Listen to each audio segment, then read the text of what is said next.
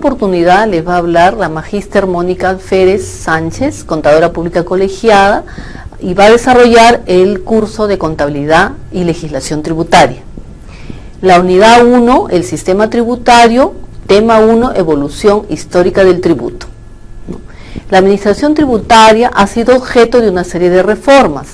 El primer antecedente fue la sección de contribuciones directas, correo y papel sellado del Ministerio de Hacienda, creada el 14 de enero de 1948, durante el gobierno del mariscal Ramón Castilla. Esta dependencia se creó con la finalidad de ordenar la caótica situación de las finanzas nacionales y reemplazar la injusta tributación colonial por una nueva política fiscal, acorde con las necesidades del nuevo Estado. Entonces, un contador jefe era el encargado de supervisar esos procesos, además de cobrar las deudas atrasadas por medio de las tesorerías y atender la emisión oportuna del papel sellado y su correspondiente distribución, siendo los subprefectos las autoridades responsables de la recaudación de los impuestos y de solicitar la sanción, ¿no?, para quienes no cumplieran con sus obligaciones tributarias. Entonces, en el año 1879 la administración tributaria sufrió un estancamiento. Recién en 1915 se produce una nueva reorganización en la hacienda pública y ellos determinan que la sección de contribuciones se fusione con la Superintendencia General de Aduanas, ¿no?, creándose la Dirección de Aduanas y Contribuciones, Estadística y Contabilidad, disolviéndose en 1920, rescatando la antigua Dirección de Contribuciones hasta el año 1929. Es así que esta dependencia se hizo cargo de administrar los derechos de importación y exportación, entre otros.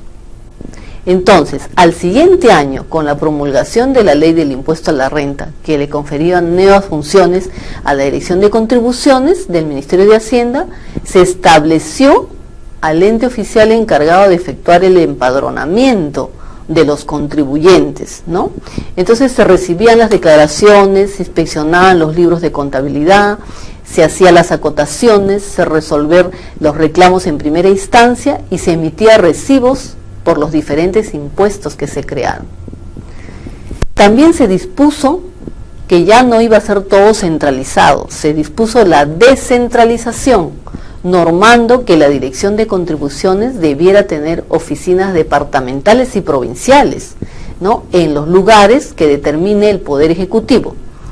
Entonces, más tarde el organismo recaudador fue reemplazado por la Superintendencia General de Contribuciones, ¿no?, creándose un nuevo sistema impositivo basado en la obligatoriedad de la declaración jurada, la presentación de balances y las revisiones contables y auditorías, ¿no? Entonces, entre otros los cambios efectuados, destaca pues la puesta en vigencia del Código Tributario. Por primera vez ya aparece la creación del Código Tributario, la creación de la Escuela de Capacitación para el Personal, así como la reorganización de la Biblioteca de Contribuciones, ¿no? Posteriormente seguimos avanzando en la historia, se cambia el sistema cedular por el impuesto único a la renta y se crea el impuesto al valor de la propiedad predial y el aplicable sobre el patrimonio accionariado, ¿no? Entonces, en este periodo se introduce además el uso de la libreta tributaria como documento de identificación del contribuyente y se crea el Registro Nacional del Contribuyente. Asimismo, se establece el procesamiento automático de datos. Años después, la Superintendencia Nacional de Contribuciones cambia su nombre por el Dirección General de Contribuciones del nuevo Ministerio de Economía y Finanzas. Anteriormente se denominaba Ministerio de Hacienda y Comercio, ¿no? Entonces, seguimos continuando Y en los años 80 ya la Dirección de Contribuciones sufrió un grave retroceso, reflejándose en la evasión tributaria. ¿Qué significa esto? Que aumenta la corrupción de sus funcionarios, la defraudación fiscal, el crecimiento de la economía informal y el aumento del contrabando. Es así que en el año 1988 la Dirección General de Contribuciones fue reemplazada por la Superintendencia Nacional de Administración Tributaria, o sea, la SUNAT. Se crea la SUNAT como una institución pública descentralizada, destacándose normas para mejorar los sistemas y procedimientos, pero sin lograr resultados esperados, ¿no? Entonces, otra de las reformas importantes fue la simplificación del sistema tributario nacional, el cual consta básicamente de dos tributos: el impuesto general a las ventas y el impuesto a la renta, ¿no? Hoy es el conjunto de estos impuestos representan el 69% que se ha logrado ampliar la base tributaria, ¿no? El 69% de la recaudación nacional significa estos dos impuestos. Entonces, además que se ha logrado ampliar la base tributaria de contribuyentes que declaran y pagan sus obligaciones mediante la creación del RUT y el sistema del control de la recaudación tributaria. Esto es importantísimo, puesto que se tiene ya dos impuestos muy importantes, ¿no? También se creó la red bancaria y los sistemas comprobantes de pago. La red bancaria, ¿no? O sea, ya iba a ser todo a través de los bancos, y los sistemas de comprobantes de pago, de control, principalmente los contribuyentes, del control de pequeños y medianos contribuyentes. Entre las reformas más destacadas figuran también pues las actividades para formar conciencia tributaria, ¿no?, entre la población. Era muy necesario pues que la población tome conciencia de lo que significa una recaudación, lograr que el pueblo, ¿no?, tenga conciencia de tener una recaudación tributaria. Entonces, la introducción, el contenido en esta materia en los currículums de los escolares, en los colegios, en las campañas educativas y en el ámbito universitario y profesional era importante. Era la forma de que nosotros, ¿no?, nos formen la conciencia tributaria. Entonces, en este exitoso proceso de modernización emprendido por la SUNAT, comenzó a tener prestigio y reconocimiento al Estado peruano, y le ha valido, ¿no?, le ha validado ser considerado como un modelo de administración tributaria en América Latina, en toda América Latina, ¿no?, la SUNAT.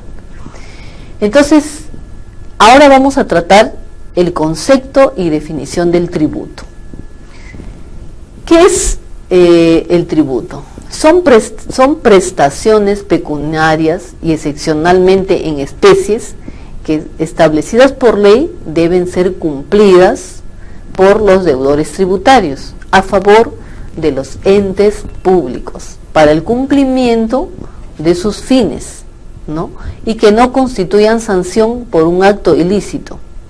Los tributos comprenden los impuestos, las contribuciones y las tasas, ¿no? Ahora, ¿qué es impuesto? El impuesto es una clase de tributo, ¿no?, obligaciones generalmente pecuniarias en favor del acreedor tributario, regido por derecho público. ¿Cuál es su característica? Se caracteriza por no requerir una contraprestación directa o determinada por parte de la administración, ¿no?, arancelaria, o sea, acreedor tributario. ¿Ya? Ahora, ¿qué es una contribución? Es el mismo tributo, pero cuya obligación tiene como hecho generador beneficios derivados de la realización de obras públicas o de actividades estatales. Entonces, aquí hay una diferencia. El impuesto es una obligación generalmente pecuniaria a favor del acreedor tributario y es un derecho público. En cambio, la contribución es un tributo que nos da la obligación como hecho generador, pero que beneficia a la realización de obras públicas o de actividades estatales.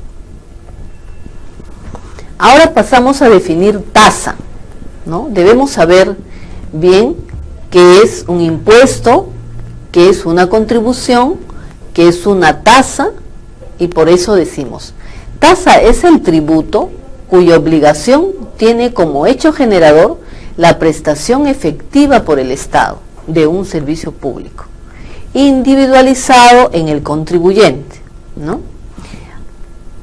Otra definición importante, ¿qué es el arbitrio? Son tasas que se pagan por la prestación o mantenimiento de un servicio público. Como ejemplo, se puede citar el arbitrio por mantenimiento de parques y jardines. A todos nos interesa tener nuestro jardín bonito, entonces la tasa que se paga por esta prestación del mantenimiento de este servicio público se llama arbitrio, ¿no? Es un ejemplo que podemos dar, ¿no? El mantener los jardines y parques. Ahora, ¿qué es un derecho?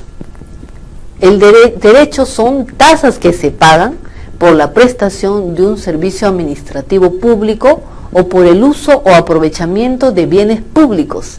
Un ejemplo de esta clase de tributos es el monto que se paga por la obtención, por ejemplo, de una partida de nacimiento. Es un derecho que tenemos todos. Queremos sacar una partida de nacimiento, una partida de matrimonio, ¿no? Entonces vamos y solicitamos y tenemos que pagar por esta prestación de este servicio administrativo público. Entonces, al tener que pagar esto, eso se llama tasa. Es un derecho que queremos tener, entonces son tasas que pagamos por la prestación de un servicio administrativo público, ¿no? Otro tipo también de pago, ¿no?, son las licencias. También son tasas que gravan la obtención de una autorización efectiva, específica, para la realización de actividades del provecho particular sujetas a control o fiscalización.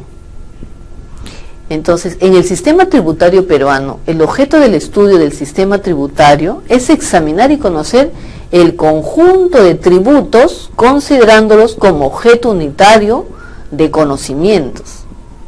Entonces, nuestro sistema tributario peruano tiene un objeto. El objetivo es estudiar para poder conocer todos los tributos, ¿no?, para poder tener el conocimiento. Debemos tener conocimiento de qué tributos tenemos nosotros acá en el sistema peruano, ¿no?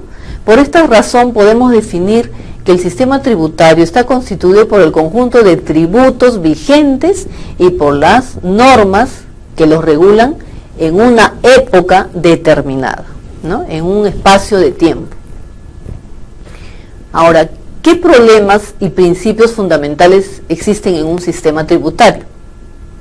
Por ejemplo, los principios fundamentales de un sistema tributario pueden ser de política económica, claro, ¿sí?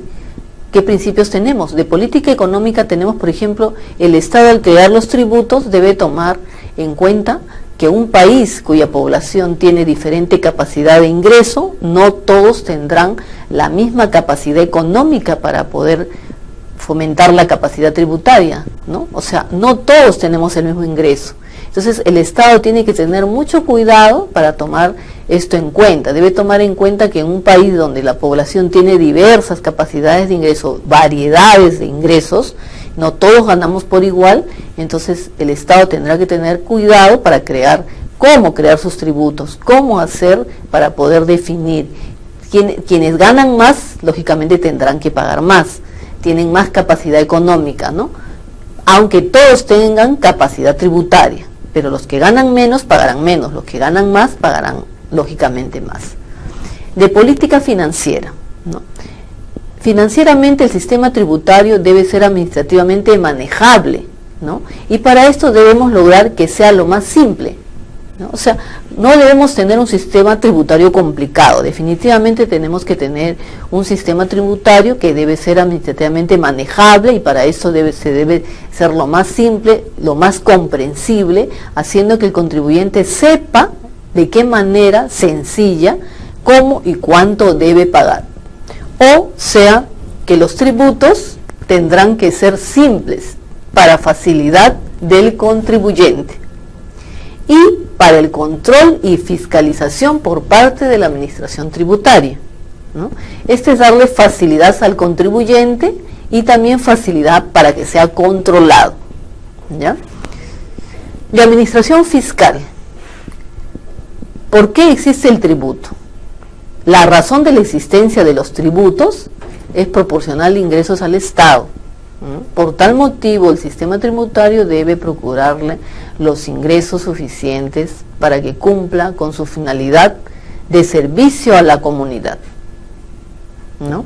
Entonces, es importante que haya ingresos. Por eso es que el sistema tributario debe ser suficiente para que se cumpla con la finalidad de este servicio en la comunidad. De principios sociales. Socialmente también el tributo es importante. Puede crear problemas porque en la sociedad el sistema tributario tendrá que generar un sacrificio tolerable, ¿no? Mínimo, o el contribuyente por esta razón debe tener un sistema equitativo.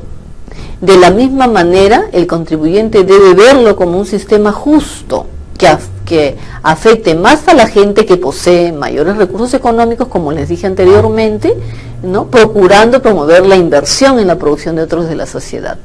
O sea, ¿qué quiere decir esto? Que los que tienen mayores recursos económicos pagarán más tributo. Y también disminuirá el consumo de los bienes, promoviendo la inversión en la producción de otros en la sociedad. Ahora, el Código Tributario es el código que está creado con el Decreto Supremo número 135, 99 de Economía y Finanzas. Está publicado en el Diario Oficial El Peruano, el 19 de agosto de 1999, con el título, el del texto ordenado del Código Tributario, ¿no? Aquí este Código Tributario trata de los impuestos, los tributos que existen, los tributos que existen, por ejemplo, en el gobierno central, ¿no? Paso a definir cuáles son los tributos que comprenden el gobierno central. Uno de los tributos importantes del gobierno central es el impuesto a la renta. Por ejemplo, ¿qué es el impuesto a la renta? Son rentas que proveen del capital del trabajo, de la ampliación conjunta de ambos factores, ¿no? Entendiéndose como tales aquellas que provengan de una fuente durable y susceptible de generar ingresos periódicos. Entonces, el impuesto a la renta proviene de un capital de trabajo. ¿Qué quiere decir esto? Que se tiene que entender, provienen de una fuente durable que va a generar ingresos periódicos, ¿no? Este es un tributo del gobierno central del impuesto a la renta. El impuesto general a las ventas es otro tipo de impuesto que conlleva a la transmisión de propiedades de los bienes grabados independientemente de la denominación que se dé a los contratos o negociaciones que originen esa transferencia y de las condiciones pactadas por las partes, tales como que venta, principalmente de permuta, liquidación en pago, expropiación, adjudicación por disolución de sociedades, aporte social, adjudicación por remate o cualquier otro acto que conduzca el mismo fin. Esto está todo grabado con el impuesto a la venta, ¿no? Entonces, estos dos impuestos, el impuesto a la renta y el impuesto a las ventas, son importantes, ¿no? Y están todos en el Código Tributario. Otro impuesto también es el impuesto selectivo al consumo. Este impuesto está basado, es el producto final o nivel del fabricante o productor que grava la venta en el país a nivel de productor y la importación de los bienes especificados en los apéndices 3 y 4, ¿no?, del Código Tributario. La venta en el país por el importador de los bienes especificados en el literal A del decreto ley del apéndice 4. Todo esto está en el Código Tributario.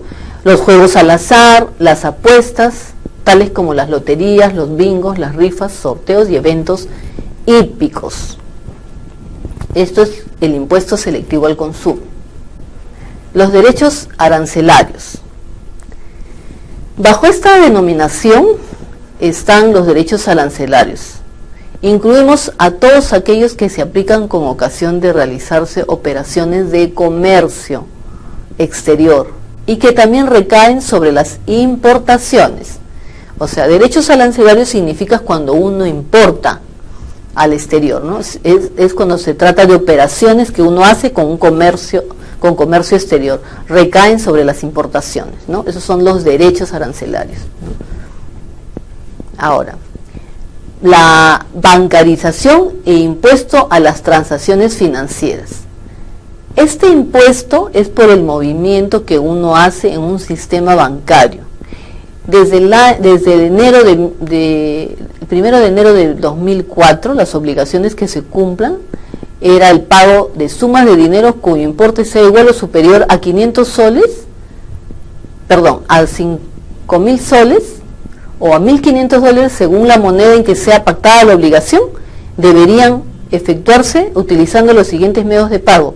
Entonces, ¿qué significaba esto? Que las empresas tenían ya en un sistema financiero, cuando se cancelen mediante pagos parciales menores o dichos montos, como son depósitos en cuenta, giros, transferencias de fondos, órdenes de pago, créditos expendidos en el país, cheques con las cláusulas de no negociables, intransferibles, no a la orden u otro equivalente. Este impuesto es por las transacciones financieras. Se creó este impuesto en enero del 2004, como les digo. Entonces, este impuesto significaba que todo movimiento bancario, toda transacción que hubiera financiera, se tenía que pagar un impuesto, ¿no? Entonces, se pagaba cuando era superior a 5.000 soles o a 1.500 dólares, según la moneda. Entonces, este movimiento de transferencia producía el pago de un impuesto. Se llamaba impuesto a las transacciones financieras, por las transferencias internas en el banco, ¿no? Ahora, otro tipo de tributos para los gobiernos locales. Los impuestos municipales. En un gobierno local hay impuestos municipales. En los impuestos municipales está el impuesto predial.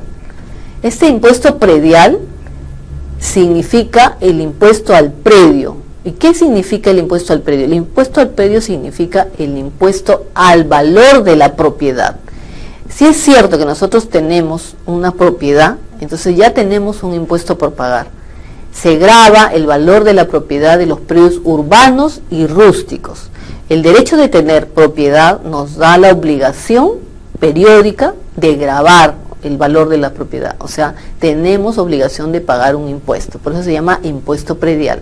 Entonces se consideran predios a los terrenos, incluyendo los terrenos ganados al mar, a los ríos y otros espejos, ¿no?, de agua, así como las edificaciones e instalaciones fijas y permanentes que constituyan partes integrantes del mismo que no puedan ser separados sin alterar, deteriorar o destruir la edificación, ¿no? Por estas propiedades que tenemos de los predios urbanos o rústicos se considera el pago del impuesto predial, ¿no? Continuando con el impuesto municipal, también tenemos otro impuesto que se llama el impuesto a la alcabala, ¿no? Es un impuesto de realización inmediata y grava la transferencia de propiedad de inmuebles urbanos y rústicos a título oneroso o gratuito, cualquiera sea su forma o modalidad, inclusive las ventas con reserva de dominio. Esto es el impuesto a la alcabala. Ahora, hablamos también que existe otro impuesto, el impuesto al patrimonio vehicular. El impuesto al patrimonio vehicular es de periodicidad anual, o sea, se paga al año. Grava la propiedad de nuestros vehículos. Cuando nosotros tenemos un vehículo de nuestra propiedad, tenemos obligación de pagar este impuesto, que se llama el patrimonio vehicular, ¿no? Podemos tener automóviles, podemos tener camionetas, station wagon, camiones, buses, ómnibus, cualquier tipo de vehículo, estamos obligados a pagar el impuesto. Esto es ya sea fabricado en el país o importado con una antigüedad no mayor de 3 años. Dicho plazo se computa a partir de la primera inscripción del vehículo en el registro de propiedad vehicular, ¿no? Entonces, es de conocimiento ya ahorita que nosotros también tenemos que pagar un impuesto al patrimonio vehicular, siendo, como les digo, el pago anual. Tenemos también otro impuesto, a las apuestas. Este impuesto es de periodicidad mensual, o sea, tenemos que pagar mensualmente. Grava los ingresos de las entidades organizadoras de eventos. Cuando las empresas organizan eventos hípicos, ¿no?, o similares en las que realizan apuestas, se entienden estos eventos que son aquellos en los cuales por la realización de una competencia o juego se realizan apuestas, otorgando premios en función al total captado por dicho concepto. Entonces, con excepción de los casinos de juego. Entonces, estos se rigen con sus normas especiales.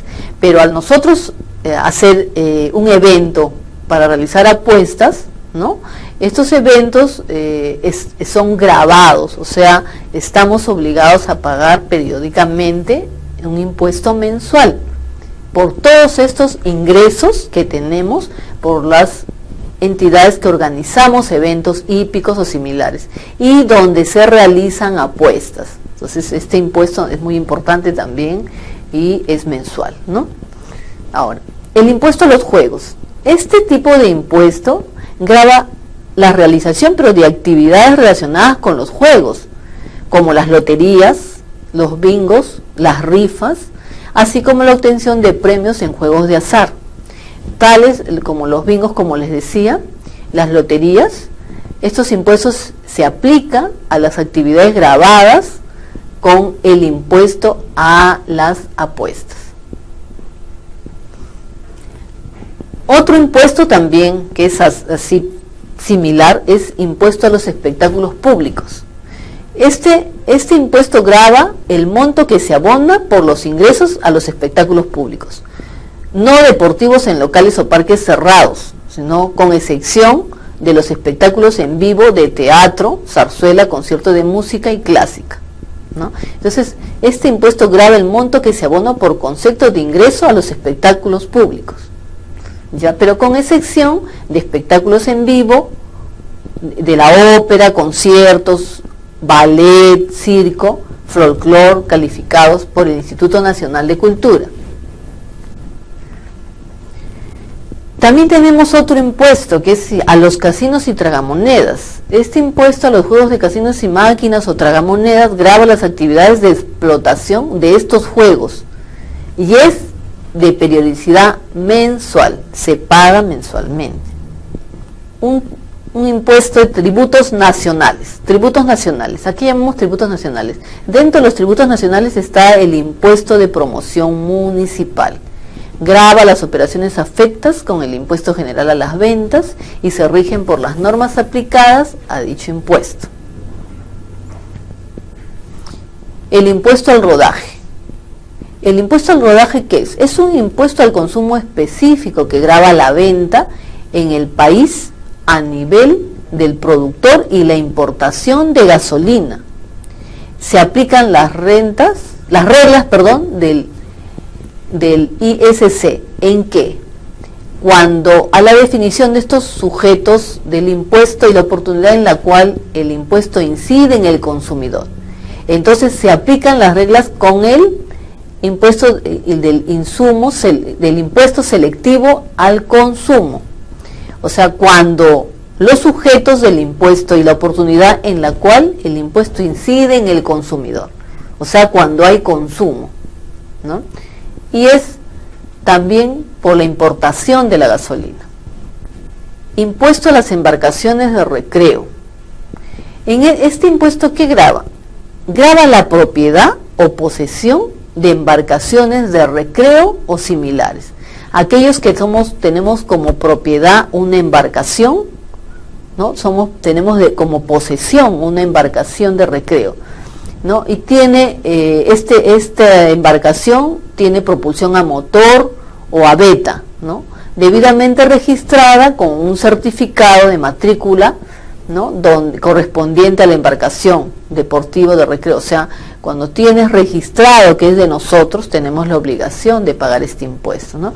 Conforme al reglamento de capitanías y actividades marítimas, fluviales y lacustres. la participación del 2% de la renta de aduanas. El 2% de las rentas recaudadas por cada una de las aduanas marítimas, aéreas, postales, fluviales, lacustres y terrestres ubicadas en las provincias distintas a la constitucional del Callao, constituyen ingresos propios de los consejos provinciales y distritales en cuya jurisdicción funcionan dichas aduanas, ¿no? Entonces también hay una participación de este 2% de la renta de aduana, ¿no? Por cada una de estas aduanas, marítima, aérea, postales fluviales, lacustres y terrestres ubicadas en las provincias distintas de la constitucional del Callao, a la provincia constitucional del Callao, también constituyen ingresos propios de los consejos provinciales y distritales. Tasas y contribuciones municipales. Las tasas municipales son tributos cuyo hecho generador de la obligación tributaria radica en la prestación electiva, ¿no? O sea, estas tasas municipales son tributos cuyo hecho generador de la obligación tributaria radica en la prestación efectiva por la municipalidad de un servicio público o administrativo, reservado a las municipalidades de acuerdo con la Ley Orgánica de Municipalidades. Los arbitrios por servicios públicos. ¿A qué llamamos arbitrios? Los arbitrios se pagan por la prestación o mantenimiento de un servicio público individualizado en el contribuyente, ¿no? Derechos por servicios administrativos. Se paga también esto por concepto de tramitación de procedimientos administrativos o de aprovechamiento particular de bienes de propiedad de la municipalidad.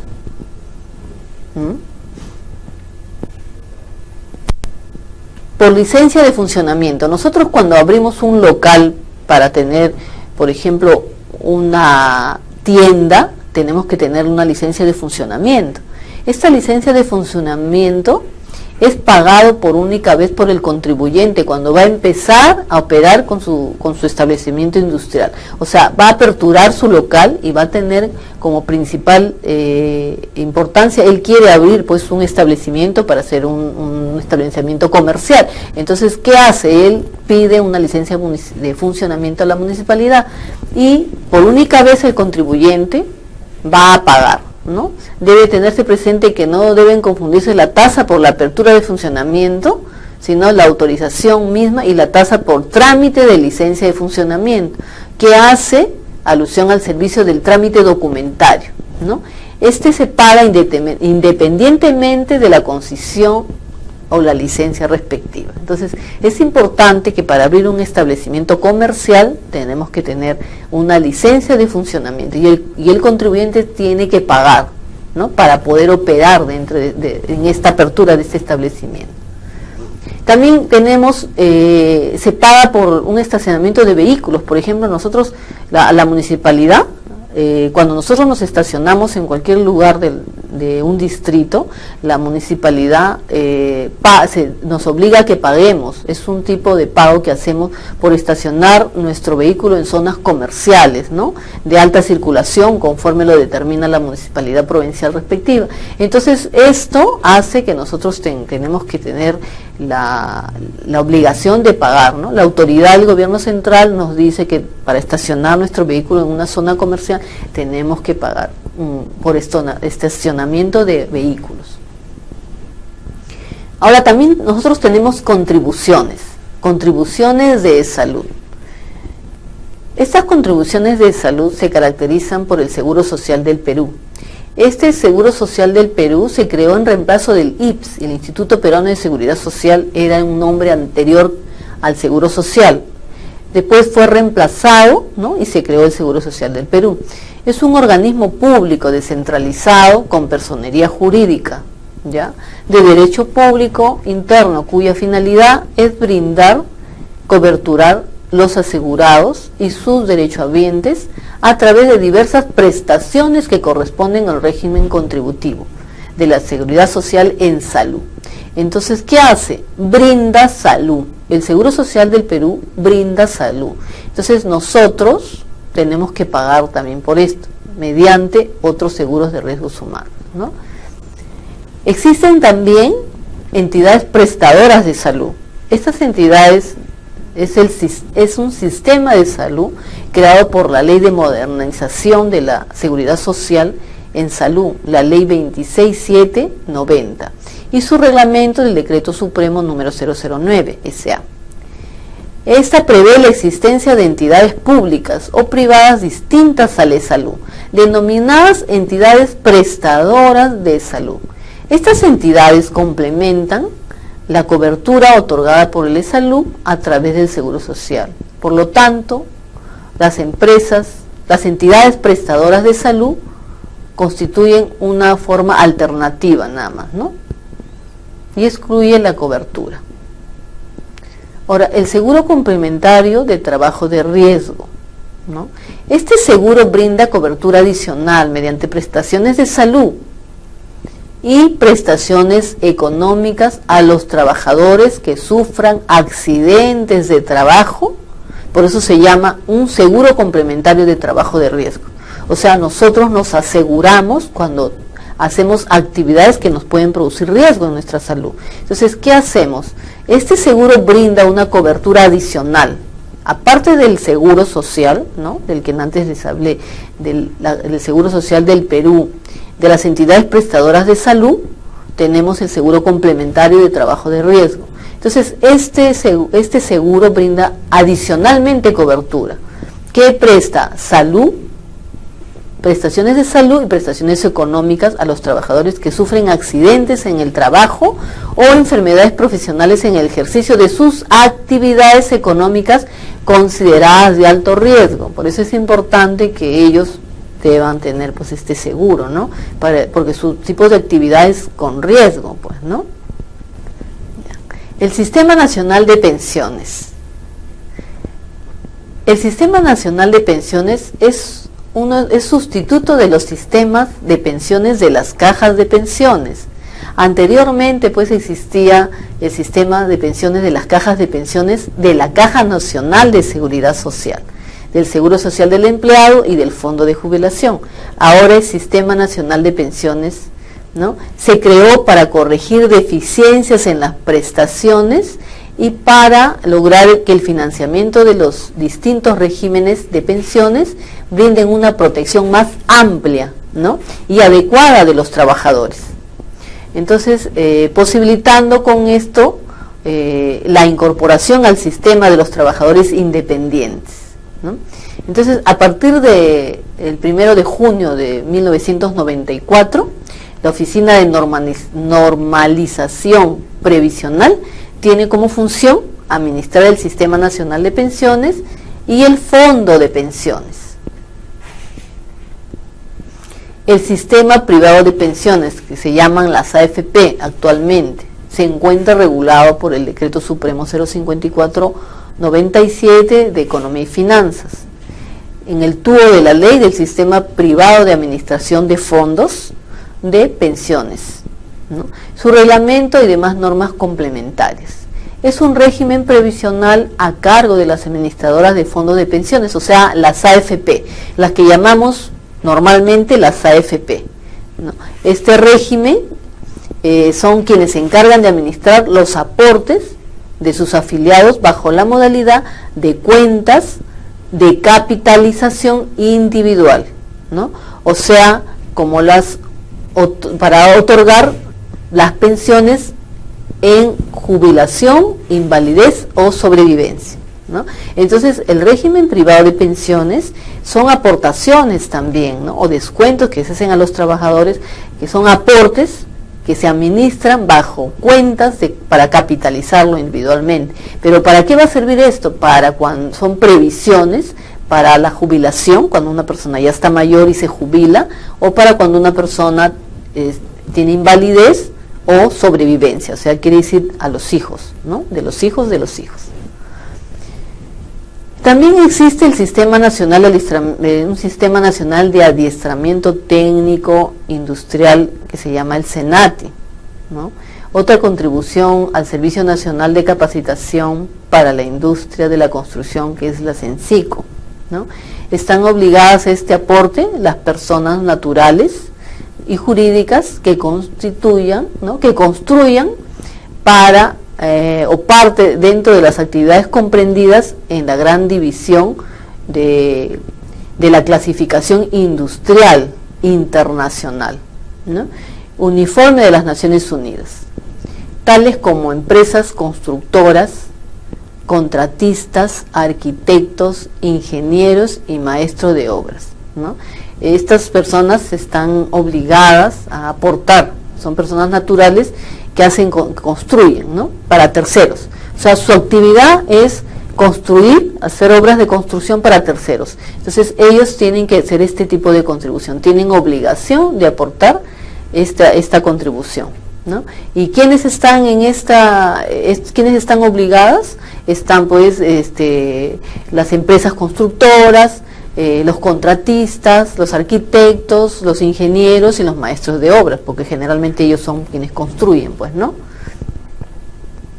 Existe también un Comité Nacional de Administración del Fondo para la Construcción de Viviendas y Centros Recreacionales para los Trabajadores de Construcción Civil, que se llama el CONAFOBICER. Este comité de administración de este fondo tiene la finalidad de administrar y controlar el fondo para la construcción de viviendas, ¿no? De viviendas, de centros recreacionales para los trabajadores dedicados a la actividad de construcción.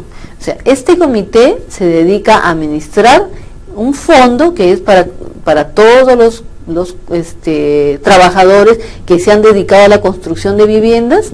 Entonces ellos aportan y este fondo es administrado por este Comité Nacional de Administración del Fondo para la Construcción de Viviendas, ¿no? Y centros recreacionales. Entonces solamente es para aquellos trabajadores que están dedicados a la construcción, ¿no? Sirve para que ellos hagan sus viviendas. Este fondo entonces también lo administra este Comité Nacional. Es todo.